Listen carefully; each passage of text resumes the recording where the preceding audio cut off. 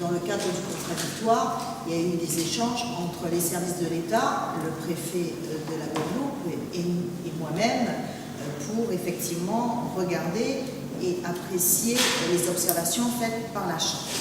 Alors, sans reprendre depuis le début, puisque vous connaissez la situation de la ville, je vais récapituler dans le tableau qui vous est joint et qui est assez justificatif. Nous avons créé un budget annexe en cours, puisque lorsque la ville a pris la décision de construire le parking, il n'y avait pas de budget annexe, donc il y a un jeu d'écriture qui n'a pas d'intérêt en tant que tel. Simplement, ce qui aggrave ce déficit, c'est que la Chambre considère qu'au vu de la dette de notre fournisseur, qui était au 31 décembre 2017 à 4 680 000 €, qu'il fallait que nous puissions inscrire des intérêts moratoires à hauteur de 214 720 €. Ce qu'elle n'a jamais demandé par le passé, depuis 2015, alors que nous subissons plusieurs contrôles, elle n'a jamais demandé qu'on inscrive de manière automatique ces intérêts moratoires. Nous avions un montant prévu au budget et nous le faisons et nous en tenons compte en fonction effectivement des mandatements d'office ou des recours des entreprises. Mais il n'y a pas eu de caractère automatique dans l'inscription de ces intérêts moratoires. Ce d'autant que la ville est victime du fait que ces non-paiements sont liés à la situation de la communauté du Grand Sud Caraïbe,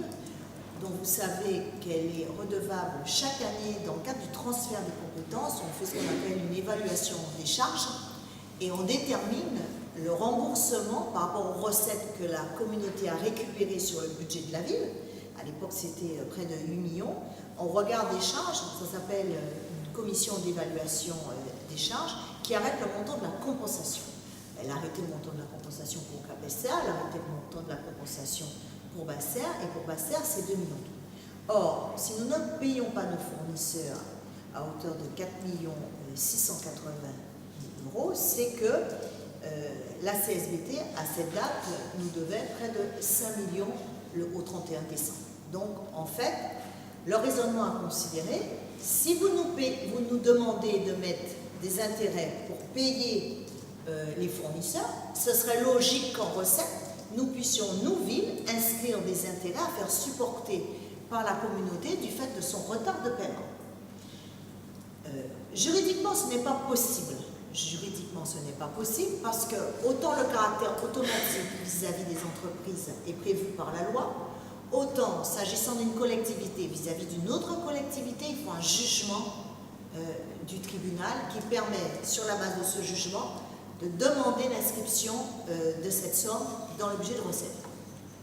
Aujourd'hui, vous n'avez pas un plan, je n'ai pas un plan de la communauté d'Aglo, ni un plan d'EDF qui me dit, madame, votre consommation pour les 3 années à venir, ce sera 200 000 ou 150 000.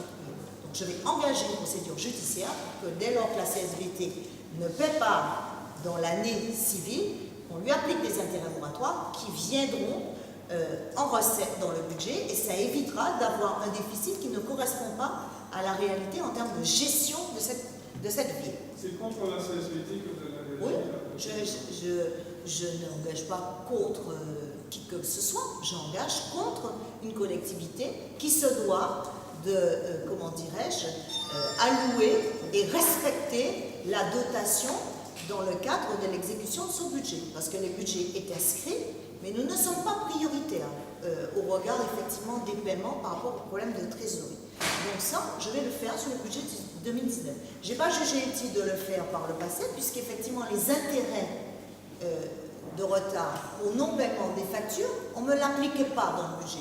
Dès lors que la Chambre l'applique, il n'y a pas de raison que je n'applique pas en recette ces intérêts dus par la CSBT.